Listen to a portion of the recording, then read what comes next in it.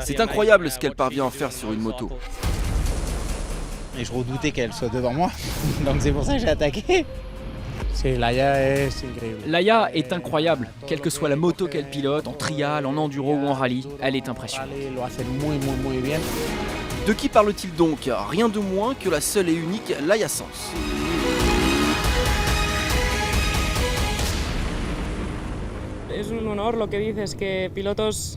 C'est un honneur que des pilotes de leur trempe parlent de moi dans ces termes. Jamais je n'aurais pu imaginer qu'ils me respectent ainsi en tant que pilote, ni de parvenir à me battre avec eux. Championne du monde de trial à 13 reprises, 3 fois championne du monde d'enduro, Laia a toujours eu envie de faire le Dakar. Le jour où je me suis retrouvée sur la ligne de départ, un rêve devenait réalité. J'ai vraiment beaucoup souffert en course car je n'étais pas assez prête et je ne savais pas dans quoi je mettais les pieds. Je pense que les 10 derniers kilomètres de l'ultime spéciale ont été les meilleurs moments de ma vie. Arriver à un tel niveau requiert de la rigueur, Laia Sanz n'est pas de toute façon venue faire de la figuration. Je crois que je ne suis pas là pour m'amuser. J'ai beaucoup travaillé et traversé des moments difficiles sans aucun soutien. J'ai toujours concouru avec des hommes et je pense que c'est le secret du niveau que j'ai.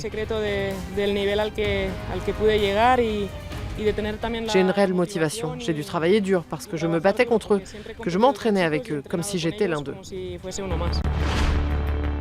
Ce genre de difficulté ne se présente qu'au Dakar. Sanz a démontré sa résistance cette année sur le Dakar en remontant sur selle après chaque chute.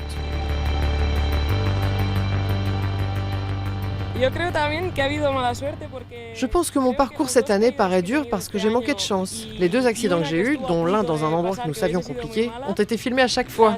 Alors ça donne l'impression que j'ai eu un Dakar un peu fou, mais je pense qu'en réalité ça a été un Dakar plutôt calme et assez sûr.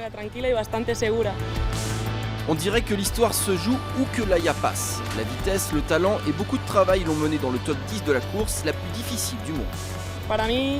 Ma 9e place sur le Dakar l'an dernier a été comme une victoire pour moi. J'ai peut-être été aussi heureuse que Marc Coma en tant que gagnant.